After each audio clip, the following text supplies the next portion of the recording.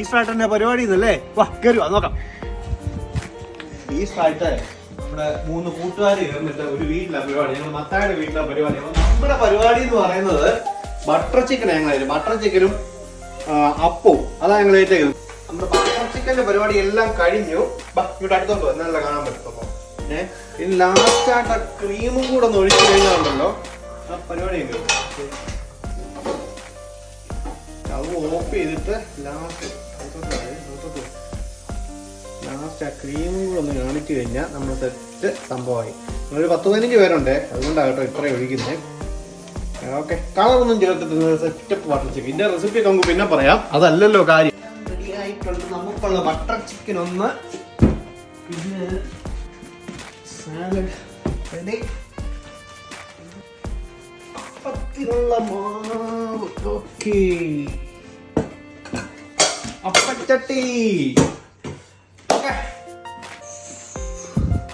ഞാൻ ആദ്യം പറഞ്ഞ പോലെ ഈസം നമ്മള് ഇവിടെ അല്ല, നമ്മുടെ ഫ്രണ്ടിന്റെ വീട്ടിലാണ്. അപ്പൊ ഞങ്ങൾ 3-4 ഫാമിലികൾ ഒരുമിച്ച് ചേർന്ന് ഓരോരുത്തരും കുറെ സാധനങ്ങളൊക്കെ ഡിവൈഡ് ചെയ്ത് ഉണ്ടാക്കി ഒരു വീട്ടിൽ കൂടും. അപ്പൊ നമ്മളെ ഏൽപ്പിച്ച സാധനങ്ങളൊക്കെ റെഡിയാണ്. ഇനിയിപ്പം 3 മണിക്ക് പള്ളി കഴിഞ്ഞിട്ട് നേരെ ആ വീട്ടിലോട്ട്. അതാണ് നമ്മുടെ പ്ലാൻ. അപ്പൊ ഇനി പള്ളി പോകാൻ റെഡി ആയിട്ട് വന്നിട്ട് കാണാം. Okay, by.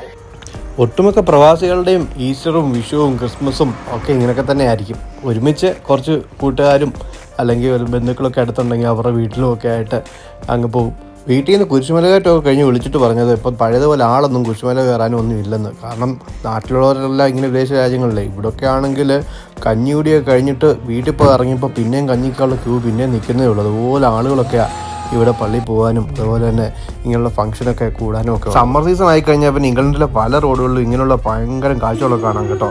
അപ്പോൾ ഞങ്ങൾ പള്ളിയിലെത്തി ഈസ്റ്ററിൻ്റെ കുർബാനയൊക്കെ കൂടി. അപ്പം എല്ലാവർക്കും ഈസ്റ്റർ ആശംസകൾ.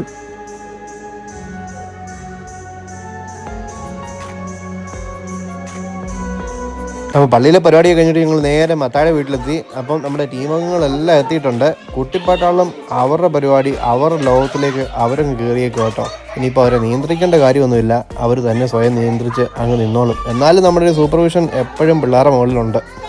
അപ്പോൾ ആണുങ്ങളെല്ലാം വൈകിട്ടത്തെ കലാപരിപാടിയെപ്പറ്റി ആസൂത്രണം ചെയ്യുമ്പോൾ പെണ്ണുങ്ങളവിടെ സ്വറപറച്ചിലൊക്കെ തുടങ്ങിയിട്ടുണ്ട്. എല്ലാവരും കാണുമ്പം വല്ലപ്പോഴുമാണ് എല്ലാവർക്കും ഇങ്ങനെ കാണാൻ ഒരു അവസരമൊക്കെ കിട്ടുന്നത്. അപ്പോൾ കൂട്ടുകാരും വീട്ടുകാരും എല്ലാവരും കൂടെ ചേർന്ന് ഒരു സന്തോഷം, സമാധാനം, അത്രേ ഉള്ളൂ.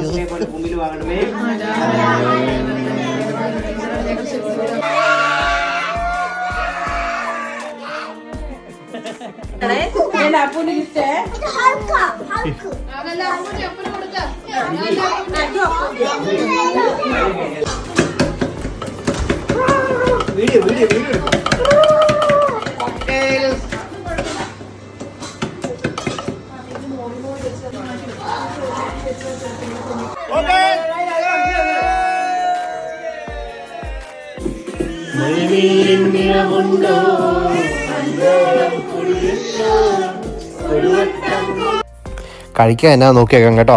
നല്ല താറാവ് മപ്പാസ് ഉണ്ട് കേട്ടോ. നല്ല കുറുകുറ ചാറുള്ള താറാവ് മപ്പാസ്. കൂട്ടത്തിൽ നല്ല മൊരി എന്നുള്ള അപ്പം ഉണ്ട്. അതേ ചിക്കൻ ഫ്രൈ ഉണ്ട്, സാലഡ് ഉണ്ട്, പോർക്ക് ഒലത്തി വരട്ടി എടുത്തതുണ്ട്, കട്ട്ലേറ്റിൻ്റെ കൂടെ അടിക്കാനുള്ള സാലഡ് ഉണ്ട്. നമ്മുടെ ബട്ടർ ചിക്കനാണെന്ന് തോന്നുന്നു, അതും ഇരിപ്പുണ്ട്.